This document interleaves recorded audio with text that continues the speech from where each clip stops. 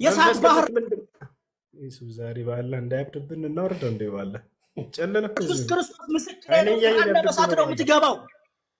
አይደለም እውነቴን ነው። ሁሱ ተመለስ። ጌታ ኢየሱስ ክርስቶስ እሱ ፊት ትቀርባለህ። ገሃነመ እሳት ነው የምትገባው።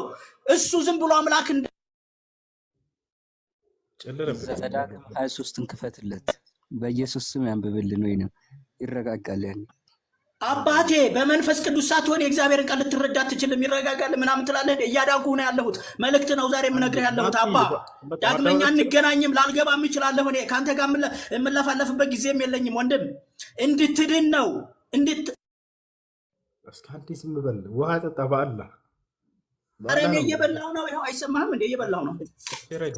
ረጋ በልና ሰው እየተደማመጠ እየተረዳዳ ጥቅስ እየተወጣ ምናምን አንዱ ሌላውን እየተረዳ አንዱ ለሌላው ሀሳቡን እያካፈለ ነው። እሺ ለምን መሰለህ? ክርስትና እንደ እስልምና አይደለም። እናንተ አላህ ምድር ይሁን ሰማይ ይሁን ዩኒቨርስ ይሁን ምን ይሁን ራሱን ያልገለጠ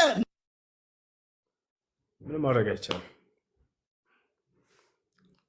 ምንም ማድረግ አይቻልም። እሺ